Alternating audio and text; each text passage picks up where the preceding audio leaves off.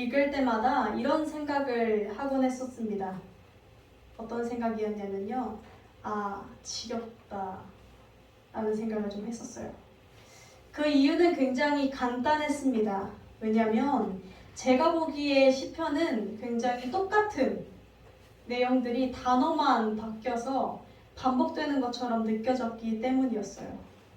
물론 시편 안에서도 감사의 시도 있고 기쁨의 시도 있고 탄식의 시도 있고 여러 가지 종류가 있다는 것은 알고 있지만 무언가 다른 성경들처럼 이야기가 전개되는 그런 성경이 아니기 때문에 같은 탄식이 제 눈에는 뭔가 150편에 걸쳐서 계속 반복되는 것처럼 느껴졌습니다.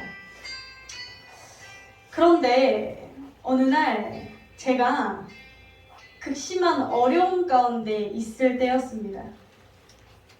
제가 굉장히 고통 속에서 이 시편의 책을 다시 폈을 때 그렇게나 지겨워 보였던 이 책이 저에게 굉장히 달리 보이기 시작했습니다. 시편이 저의 그런 고통의 마음을 한 번, 두 번, 세 번, 10번 이렇게 계속해서 제 마음을 받아들여주고 있는 것 같은 위로의 마음을 받았던 것이죠. 사람들은 이런 말들을 합니다. 다른 사람과 관계를 원만하게 지내려면 너의 고통을 3번 이상 말하지 말아라 라고 얘기해요. 굉장히 지혜로운 말입니다. 왜냐하면 내 고통을 아무리 가까운 사람이라 하더라도 듣는 이가 3번 이상 반복해서 들으면 그 이야기는 직접 겪고 있는 당사자가 아닌 이상 지겹고 듣는 이도 버거워지기 때문입니다. 그런데 이 시편은 먼저 하나님을 알았던 이들의 고백이에요. 다시 말해 끝없이 인생 속에서 하나님의 약속의 그 말씀과 내가 살아내는 현실 그 사이에서 괴로워하고 우리와 같은 문제를 놓고 몸부림쳤던 이들의 고백이라는 것이죠. 그렇기에 시편의 기자들은, 시편의 저자들은 우리의 현실을 너무나 잘 압니다. 그리고 우리가 겪는 고통을 그들도 먼저 겪은 이들이에요. 그렇기에 이 먼저 겪은 이들의 고백은 우리에게 묵묵히 위로를 건네줍니다. 그리고 우리가 겪는 그 답답함과 괴로움의 감정들을 먼저 겪은 이로써 공감해 줍니다. 시편에서는 때로는 시편 1편처럼 복 있는 자들은 악인의 꾀를 쫓지 아니하고 이렇게 딱딱 답을 제시해 주는 경우도 있습니다. 길을 열어주는 경우도 있어요. 그런데 오늘 본문 말씀처럼 굉장히 설명되지 않는 상황들, 답이 내려지지 않는, 답이 없는 그러한 상황들 가운데에서 묵묵한 위로를 전해주기도 합니다. 그럼에도 이 시편은 또한 우리가 놓치지 말아야 할 소망을 동시에 전해주기도 해요. 오늘 본문은 그런 이야기입니다. 먼저 설명되지 않는 그 답답함과 그 고난을 겪은 이들이 몸부림치면서 하나님 안에서 몸부림치면서 어떻게 살아내야 하는지 무엇을 바라보고 나아가야 하는지를 알려준 책이죠. 오늘 저와 여러분이 본문 말씀을 통해서 우리가 가지고 있는 답답한 현실들 가운데 그 현실을 먼저 하나님 안에서 살아낸 그들의 위로를 받으며 또한 그들에게서 소망을 얻게 되기를 주님의 이름으로 간절히 원합니다. 본문의 구성은 이렇습니다. 우리 성경으로는 42편과 시편 43편이 나뉘어져 있어요. 그렇죠? 그런데 이것이 히브리 성경, 그러니까 원어죠. 원어 성경에서 보면은 이 42편과 43편이 묶여져 있어요. 하나의 시편으로 되어 있습니다. 그래서 우리는 무엇을 알 수 있냐면 이 시편 42편과 43편이 동일한 저자가 동일한 상황에서 쓴 기도시라는 것을 우리는 알 수 있습니다. 그리고 이 기도는 자세히 보시면요. 우리 성경책 한번 펴볼까요? 잘 보시면 반복되는 성구가 등장합니다. 어디에서 등장하죠? 5절과 11절과 또 어디서 등장하죠? 네, 43편 5절에서 등장합니다. 이렇게 우리 가요를 들어도, 우리 찬양을 들어도 후렴구는 계속 반복되잖아요. 그렇죠? 그것처럼 오늘 이 시편도 후렴구는 계속해서 반복되고 이 후렴구를 기준으로 1절, 2절, 3절 이렇게 나뉘어지는 것을 볼 수 있어요. 구성이 1연, 2연, 3연 그 후렴구를 기준으로 이렇게 나뉘어지고 있는 것을 우리는 볼 수 있습니다. 이 구성을 알고 우리가 오늘 함께 어떠한 마음으로 어떠한 의도를 가지고 이 시편을 써내려갔는지 우리가 보게 되기를 원합니다. 먼저 본문은 이렇게 시작합니다. 우리 1절에서 2절을 합독해 보도록 하겠습니다. 시작.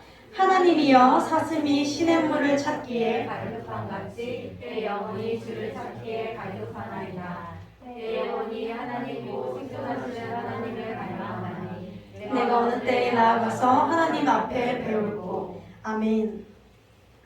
저자가 지금 자신을 누구에게 비유하고 있나요? 네, 목마른 사슴에 비유하고 있습니다. 왜 사슴에 비유했을까요? 우리는 사실 사슴이랑 그렇게 가까운 사람들은 아니에요. 그렇죠? 우리는 사슴을 동물원에 가서나 볼까 말까 한데 이 저자는 사슴과 굉장히 밀접한 관계가 있었어요. 이 당시에는 그랬겠죠. 근데 사슴은 어떤 특징을 가지고 있냐면요.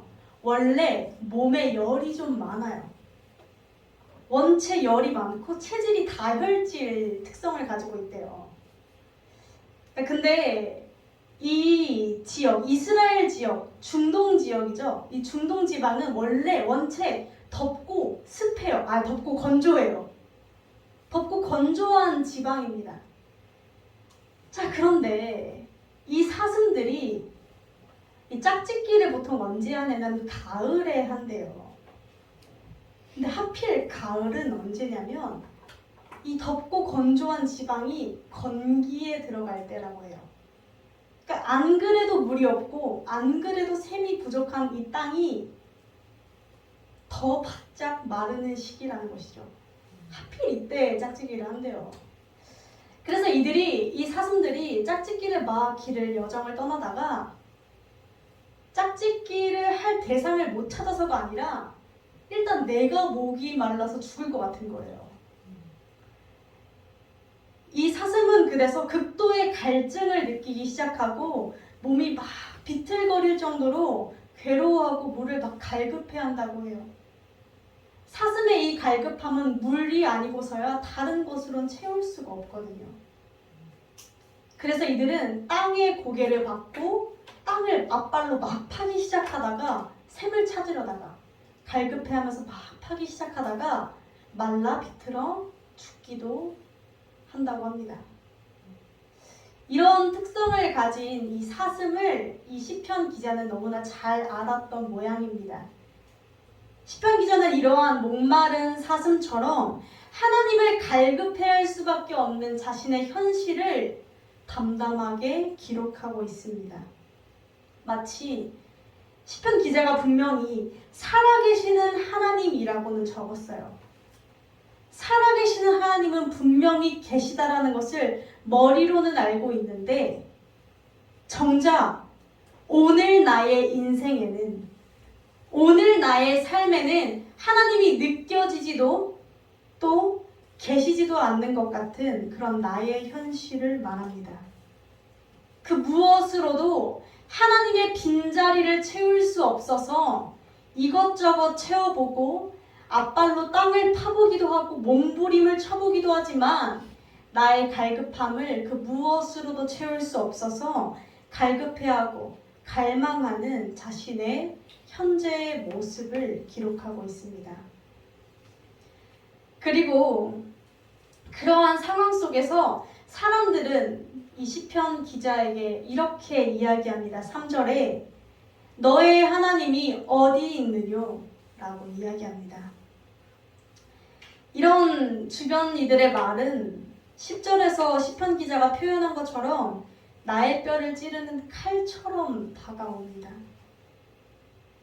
나도 충분히 하나님이 계시지 않는 것처럼 느껴지는데, 나도 충분히 지금 하나님이 느껴지지 않는 내 상황이 너무나 초라하고 너무나 괴로운데, 그 초라한 나 자신을 온몸으로 느끼고 있는데, 너무나 괴로운 마음들을 느끼고 있는데, 주위에서 한마디씩 덧붙이는 그런 말들이, 툭툭 내뱉는 그런 말들이 나에게는 마치 뼈를 찌르는 칼처럼 느껴지고 내 자신이 더욱 작아지게 되었다는 것이죠. 나름 이 시편 기자는 하나님을 찾으려고 노력했던 것 같습니다. 4절에 나름 하나님과의 옛 추억을 떠올리기도 해요. 뭐라고 이야기하냐면요. 내가 전에 성의를 지키는 무리와 동행해서 기쁨과 감사의 소리를 내며 그들을 하나님의 집으로 인도하기도 했습니다. 나는 나와 동행하시는 그 주님을 기뻐하고 감사하며 무리들을 막 이끌고 하나님의 성전으로 인도하기도 했습니다. 나는 하나님과 동행했던 사람입니다. 자신의 기억을 떠올리기도 해요. 그러나 이런 옛 기억들은 10년 전에, 6년 전에 나는 분명 하나님을 뜨겁게 만났어요. 난 분명 예전에 하나님과 뜨거운 교제를 했었어요. 난 예전에 교회에서 전도왕이라고 불리기도 했어요. 난 예전에 교회에서 하나님을 꽤 뜨겁게 만난 사람이었어요. 라고 외쳤던 그의 옛 추억들은 오히려 그의 현실을 더 초라하게 만들 뿐이었죠. 그래서 본문에서는 이렇게 이야기합니다. 이제 이 일을 기억하고 이 일을 기억함이 도리어 내 마음을 상하게 했습니다. 히브리 성경에서는 원어에서 우리말로 번역할 때 한 단어를 빼먹은 게 있어요. 무엇이냐면 내 안에서 내 마음이 상하는도다. 이 번역하기가 애매해서 빠뜨렸는데 원어로 다시 해석하면 이래요. 이제 이 일을 기억했더니 내 마음이 내 안에서 쏟아져 내린다 라고 다시 번역할 수 있어요.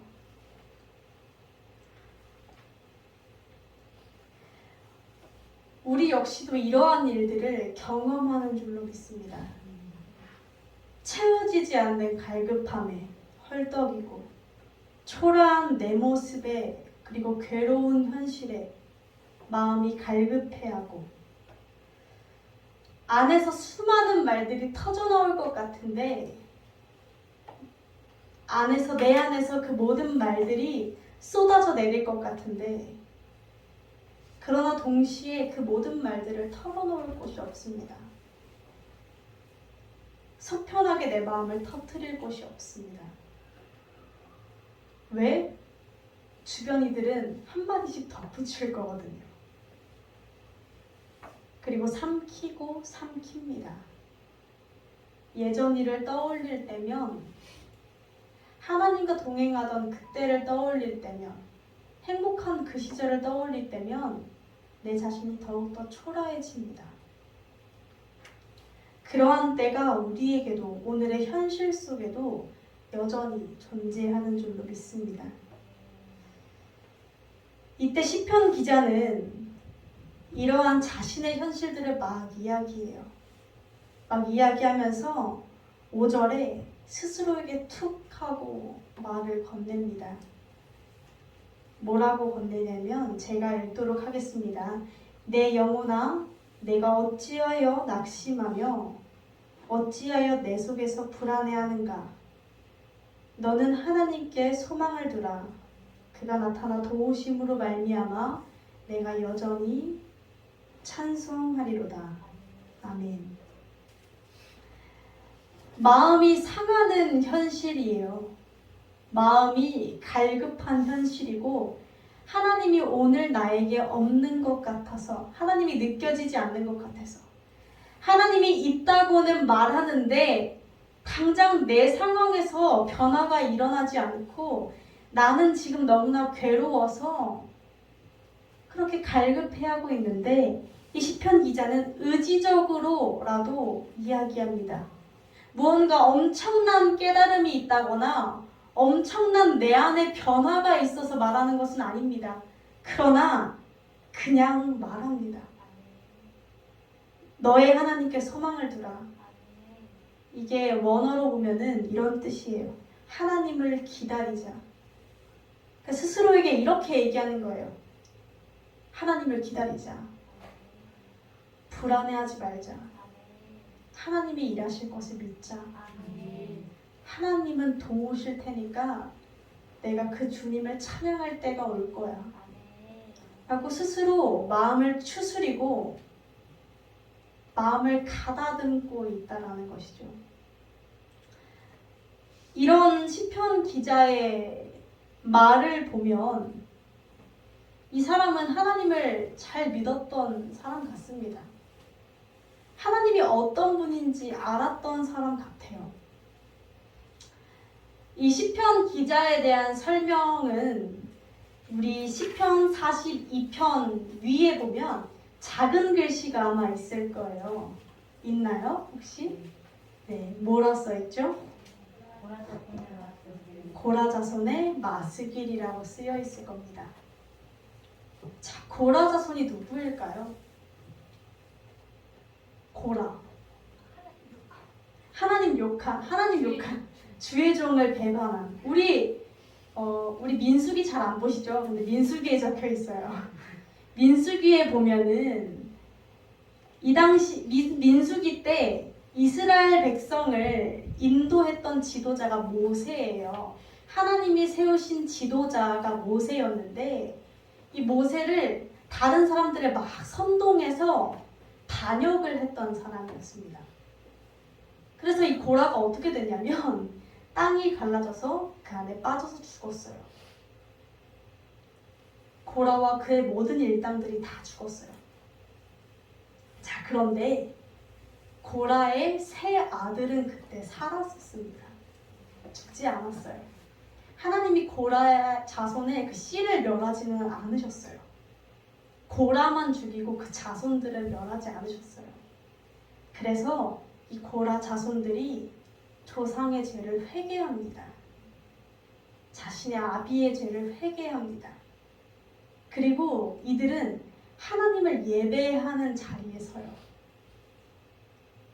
우리는 고라 자손이라고 하면 반역한 놈이라고 생각할지 모르겠지만 이들은 철저하게 회개하고 다윗의 왕 때에 하나님을 찬양하는 찬양단이 되었어요. 이스라엘 백성들 앞에서. 그랬던 사람들이니 얼마나 하나님을 철저하게 알았겠어요. 하나님을 너무나 잘 알았을 거예요. 하나님이 어떤 분인지, 내가 낙심의 상황일 땐 어떻게 해야 하는지. 사실 고라 자손들의 삶도 쉽지는 않았을 거예요. 우리 반역자의 아들의 삶은 그렇게 평탄하지 않아요. 그쵸? 쉽지 않았을 거예요. 그런 고난을 수없이 겪으면서 이들은 이런 상황 속에서 하나님을 어떻게 바라보아야 하는지를 알았을 거예요. 그래서 이들은 의지적으로라도 하나님을 찾습니다. 의지적으로라도 하나님을 의지하려 하고 붙들려 하고 믿으려고 했어요. 이들은 기도해야 된다는 걸 너무나 알아요. 하나님께 소망을 둬야 한다는 걸 너무나 잘 알아요. 그래서 이들은 다시 결심하며 자신을 추스리기 시작했습니다. 그래서 6절에 보면요, 이렇게 등장해요. 하나님을 부르는 호칭이 바뀝니다. 뭐라고 등장하죠? 내 하나님이요. 1절에서 5절까지는 하나님을 부르는 호칭이 어떻게 등장하냐면요, 살아계신 하나님이라고 등장합니다. 그리고 그냥 하나님, 아무런 호칭 없이 하나님이라고 등장합니다. 그리고 주변 사람들이 너의 하나님이라고 이야기하는 것도 있어요. 자, 그런데 6절에서부터는 하나가 붙었죠. 나의 하나님. 하나님과 나와의 호칭에 하나님과 나와의 관계성이 생겼어요. 자, 그런데 이렇게 마음을 먹고 결심하고 기도했으면 우리가 생각하기에 어때야 해요? 뭔가 달라져야죠. 이 시편 저자의 태도가 달라지든 무슨 상황이 달라지든 그런 것도 아니라면 이 고난이 왜 왔는지 설명이라도 좀 되든 무언가는 좀 진척이 있어야 되잖아요. 자, 그런데 6절을 보게 되면 어떻죠? 우리가 6절을 한번 함께 읽도록 하겠습니다. 시작. 내 하나님이여 내 영혼이 내 속에서 낭망이 되므로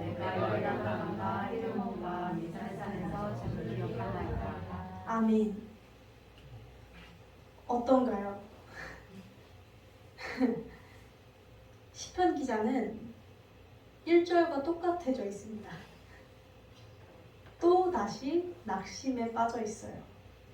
힘이 확 세죠. 조금 전에 자신을 추스리고 기도하고 결심하고 자, 이제 하나님을 믿어보자. 불안해하지 말자. 부정적인 생각들을 가라앉혀보자. 이렇게 막 다짐했는데 6절에 얼마 지나지도 않아서 또다시 낙심했어요. 또다시 주저앉아 있어요. 또다시 갈급해하고 있어요. 저는 이 모습을 보면서 어떤 생각을 했냐면 정말 현실적이다라는 생각을 좀 했습니다. 정말 신앙생활 좀 해본 사람이구나 라는 생각을 좀 했어요. 우리랑 똑같구나 이런 생각이 들었습니다. 마치 우리가 낙심에 빠져 있을 때 답답하고 부정적인 생각과 괴로움과 어려운 마음들이 들 때 우리는 어떻게 해야 하는지 분명 알아요. 기도해야죠. 말씀 읽어야죠. 부정적인 생각들을 떨쳐야죠. 괴로움에서 벗어나 주님을 바라봐야죠. 알아요. 나도 너무나 잘 알아요. 그런데 추스리려고 해도 변하지 않는 상황 속에서 흔들리지 않는 현실들 앞에서 또 변하지 않는 나의 모습 앞에서 우리는 그저 기도하는 것이 아니라 탄식만 흘러나올 뿐입니다. 우리는 결심하고 다짐하고 노력해도 또 무너집니다. 똑같은 문제 앞에. 그렇게 시편 기자는 6절에서 탄식을 터뜨려요. 내 하나님, 내 안에서 영혼이 낭망이 됩니다. 이번에는 조금 더 구체적인 현실을 말하면서 낙심해요. 뭐라고 등장하죠? 우리 6절 하반절에 보면 내가 요단 땅과 헤르몬과 미살산에서 주를 기억합니다. 지금 이 시편 기자가 어디 있다 해요? 요단 땅과 헤르몬과 미살산에 있다고 해요. 자, 그런데 이곳이 어디냐 하면은 지리를 설명해 드리자면은 이런 느낌이에요. 하나님의 성전은 예루살렘, 수도, 그러니까 시온성, 그 수도에 그러니까 서울에 있어요. 근데 이 헤르몬 요단 땅 미살산은 어디쯤이냐면, 그러니까 위치적으로 보면 위쪽인데, 그러니까 거리상으로만 따질게요. 저기 전라남도. 이렇게 위치상으로 보면은 그러니까 북한 쪽이겠죠. 북한 쪽에 있어요. 함경도 이 정도 있어요. 함경도. 그러니까 나는 내가 늘 하나님을 예배하던 곳은, 늘 하나님과 함께 있던 곳은 시온성 예루살렘인데 나는 지금 어디 있어요? 나는 저 멀리 하나님과 너무나 먼 곳에 있어요. 저기 저 시골에 아무도 없는 곳에 나 혼자 덩그러니 놓여져 있어요. 지금 내 현실은 하나님과 너무나 멀다는 거예요. 이것이 시편 기자의 답답한 부분이겠죠. 내가 지금 가야 하는 곳이 있는데 우리가 언제 낙심하고 언제 스트레스 받냐면요. 목표가 없을 땐 스트레스도 안 받아요. 행복해요. 근데 목표치가 있는데 그 목표치에 다다르지 못하면 스트레스를 받아요. 내가 분명 가야 할 곳이 있는데 내가 있는 곳이 너무나 멀면 스트레스를 받고 낙심해요. 지금 나는 분명 되고 싶은 것이 있는데 나의 상태가 초라해요. 내게 이루어지고 싶은 것들이 분명 있는데 내게 정작 일어난 현실의 상황은 너무나 멀어서 그 간극이 채워지지가 않는다는 거예요. 내가 꿈꿔왔던 건 이런 게 아닌데, 내가 바랬던 것들은 이런 게 아닌데, 내가 처음 뜨겁게 하나님을 사랑한다 고백했던 그때 품었던 마음들은 이런 게 아니었는데, 나의 현실은 그렇게 녹록지 않았어요. 나의 현실은 나의 꿈과 이상을 실현시켜주지 않았어요. 이 간극을 보고 이 시편 기자는 다시 무너져 내리기 시작합니다. 대적이 너의 하나님은 어디 있느냐라고 물을 때 그 물음에 그의 신앙이 흔들리기 시작했습니다. 내가 바라던 그 하나님, 내가 꿈꿔왔던 그 믿음과 신앙이 무너져 내리기 시작했어요. 그러나 그는 그 흔들림 가운데에서 11절에 다시 한 번 더 내 영혼에게 선포합니다. 뭐라고 선포하죠? 내 영혼아, 너가 어찌하여 낙심하며 어찌하여 내 속에서 불안해하는가?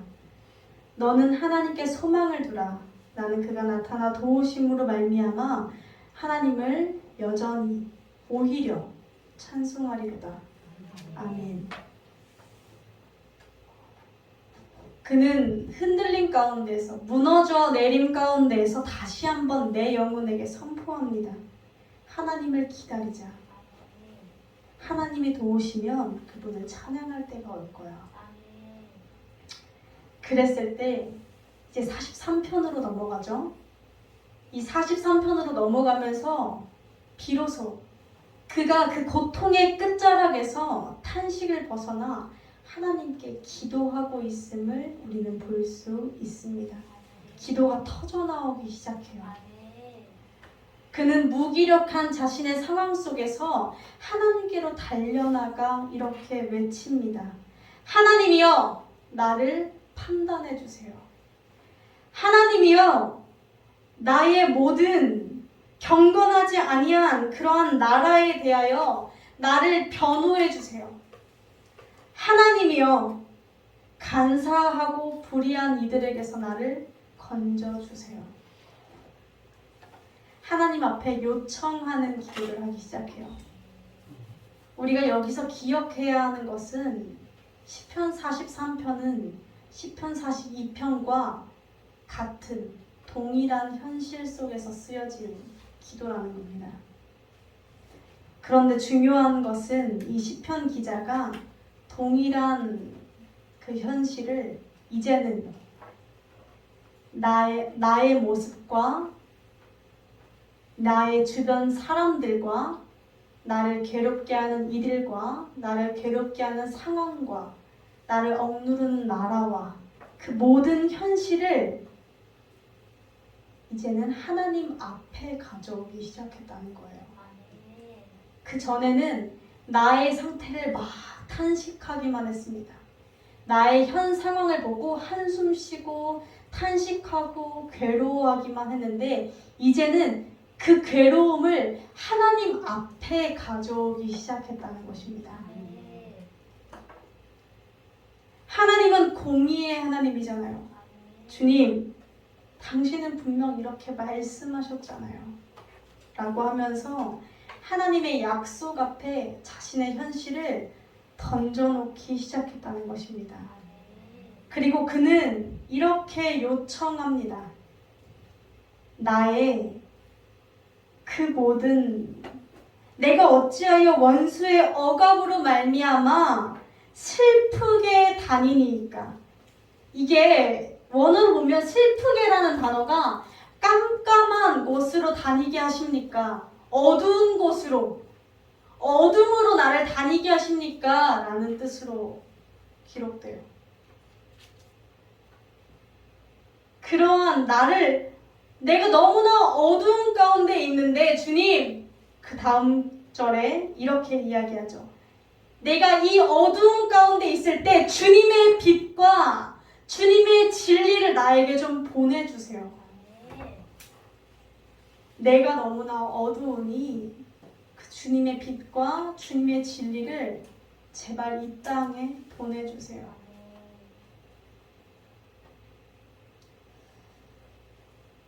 진리는 어떤 뜻을 가지고 있냐면 흔들리지 않게 붙잡다라는 뜻을 가지고 있어요. 시편 기자는 이렇게 외쳐요.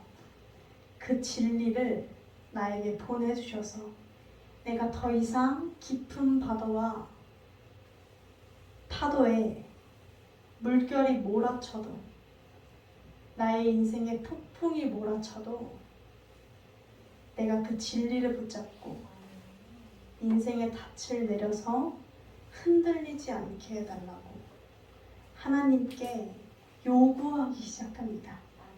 요청하기 시작해요. 제발 좀 도와달라고, 나 좀 살려달라고. 그리고 우리는 마지막으로 3절과 43편의 3절과 4절을 통해서 시편 기자의 시선이 바뀌고 있는 것을 볼 수 있어요. 주의 빛과 진리를 보내어 나를 인도하사 어디에 이르게? 주의 성산과 장막에 이르게 하시고 주의 거룩한 산에 이르게 하시고 그 다음은 주가 계시는 곳으로 이르게 하시고 그 다음은 내가 하나님의 제단에 이르게 하시고 그 다음은 더 나아가 내가 마침내 하나님께 이르게 하세요.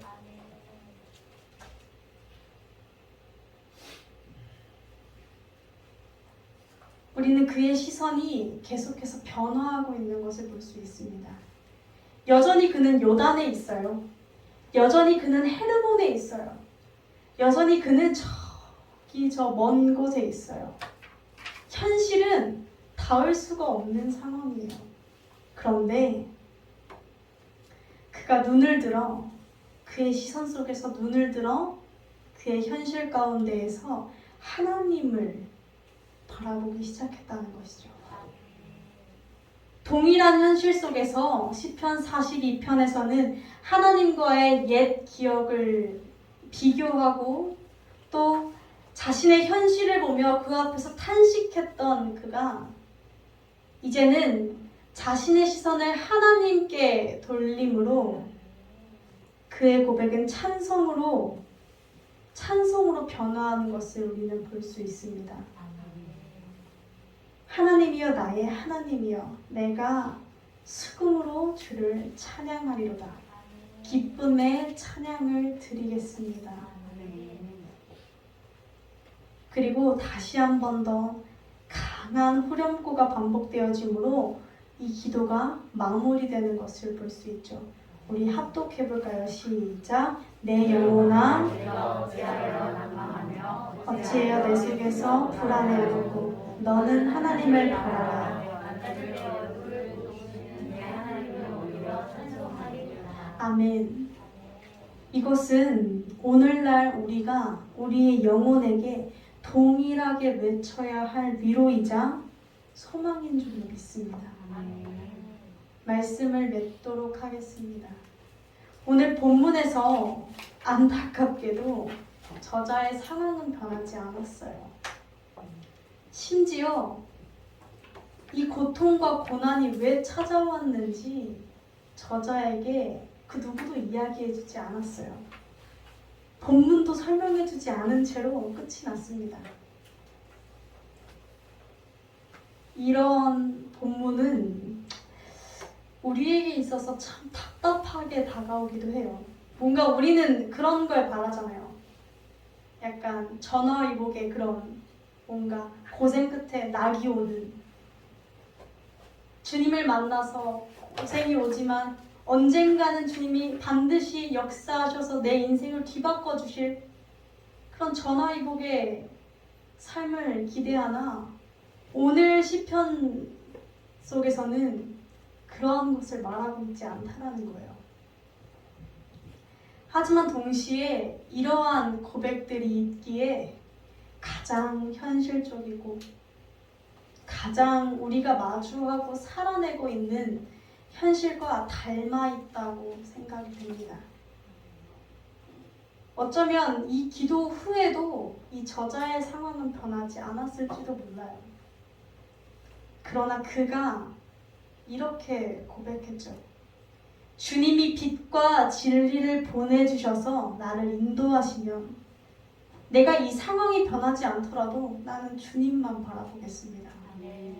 주님이 빛과 진리를 내게 알려주시면, 내가 가야 할 길들을 알려주시면 내가 그곳을 따라 인도하심을 받아서 하나님께로 닿겠습니다. 그러면서 그는 굉장히 기뻐합니다.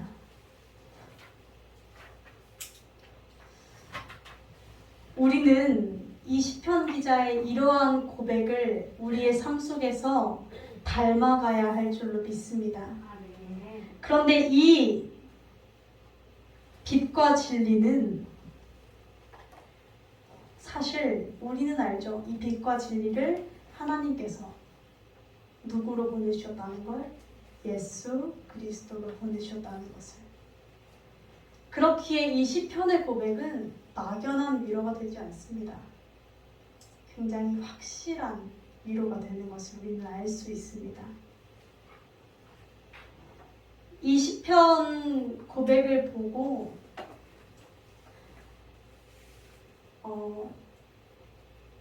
이 사람이 떠올랐어요.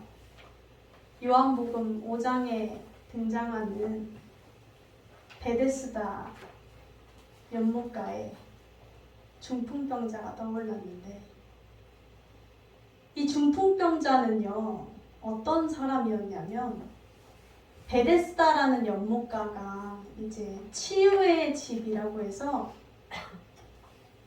한 번씩 천사가 내려와서 연못이 움직일 때면 거기에 빨리 들어가는 선착순대로 딱 한 명만 몸이 치료함을 받을 수 있다라는 기적이 생기는 그런 곳이었어요. 그래서 그 주변에는 항상 환자들만 가득 차 있었어요. 근데 이 중풍병자가 다리가 말을 듣지 않아서, 움직이지 않아서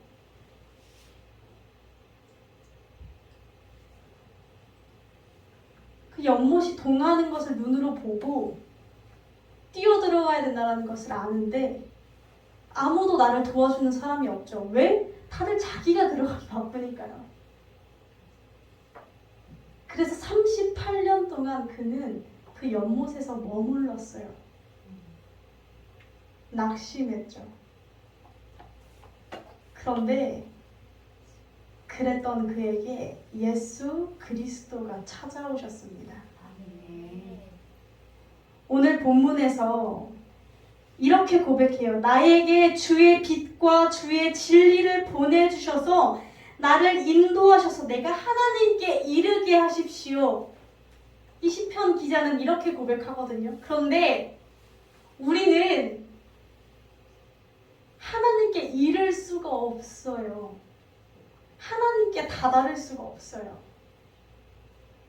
저는 굉장히 뜨겁게 하나님을 만났던 그때 제가 노력하면 하나님이 원하시는 것들을 이루어갈 수 있을 것이라 생각했거든요. 하나님이 원하시는 나의 모습과 하나님이 원하시는 공동체와 하나님이 원하시는 것들을 하나하나 이루어갈 수 있을 것이라 생각했는데 아니요. 그렇게 할 수 없어요. 할 수 없더라고요. 우리는 할 수 없어요. 우리는 하나님께 이를 수 없어요. 그래서 하나님이 누구를 보내주셨어요? 빛과 진리 대신 예수 그리스도를 보내주셨어요. 그 중풍병자에게 예수 그리스도가 찾아오셔서 주님의 말씀을 건네주십니다. 내 자리를 들고 일어나라. 그 중풍병자가 다른 그 어떤 힘도 의지하지 않고 오직 그 말씀, 내 자리를 들고 일어나라 하신 그 말씀이 예수 그리스도의 말씀임을 믿고 그 말씀을 믿으며 자신의 몸을 일으켰어요. 중풍병자가 어디 한 번에 일어났겠어요? 일어났다가 넘어지고 일어났다가 또 넘어지고 일어났다가 또 넘어졌을 거예요. 예수님이 말씀하시고 일으켜주시진 않았어요. 말씀만 하셨어요. 말씀하시고 자 일어나보자 이렇게 일으켜주시지 않았어요. 우리의 신앙이 그래요. 하나님이 말씀을 주셔요. 근데 하나님이 일으켜주시지는 않아요. 다만 손을 내밀어 주세요. 우리는 그 말씀이신 손을 붙잡고 우리가 우리의 자력으로 일어날 뿐이에요. 매번 넘어질 거예요. 한 번에 성공하지 않아요. 이 시편 기자처럼 매 순간 넘어지고 결심했다 낙심하고 결심했다 낙심할 거예요. 그러나 정말 믿음이 있는 사람은요, 그리스도인들은요, 낙심하지 않는 사람이 그리스도인이 아니에요. 낙심해도 예수 그리스도와의 나와의 관계성을 믿고 또 한 번 일어서는 사람이, 포기하지 않는 사람이. 왜? 예수 그리스도가 나를 포기하지 않으셨기 때문에, 내가 일어날 것이라고 약속하셨기 때문에, 내가 살아날 것이라고, 나를 포기하지 않겠다고, 나를 버리지 않겠다고 약속하셨기 때문에 내가 또다시 한 번 더 몸을 일으켜 세운 그 믿음이 그리스도인 줄 믿습니다. 물론 우리의 인생은 설명되지 않는 고통의 연속입니다. 단순하게 답이 내려지지 않아요. 그리고 그 어려움의 마음은 하루, 이틀을 지나 언제가 끝일지 모르는 깊은 어두움일 때가 많습니다. 그러나 오늘 시편 기자가 이야기한 것처럼 오직 하나님만이, 오직 신실하신 주님만이 내가 경험한 모든 절망의 유일한 해결책이시고 내 삶의 모든 소망이 되었다고 말한 것처럼 우리 역시 그 확실한 위로 되신 그 예수 그리스도를 바라보기를 원합니다. 그래서 오직 하나님만이 우리의 답답한 현실 가운데 유일한 소망이 되기를 주님의 이름으로 소망합니다. 기도하시겠습니다. 사랑이 많으신 주님 감사합니다. 오늘 당신의 말씀을 우리가 함께 읽고 묵상했습니다. 주님, 시편 기자는 끝끝내 그의 상황은 변하지 않았습니다. 그러나 그의 시선이 달라졌습니다. 나를 인도하신 그 주님을 바라보고 나의 유일한 해결책이 되신 하나님을 바라보고 나의 유일한 소망 되신 그 주님을 바라보았습니다. 주님, 우리의 마음 가운데 오직 당신만이, 하나님만이 우리의 삶의 유일한 소망이 되어 주옵소서. 예수님의 이름으로 기도드렸습니다. 아멘.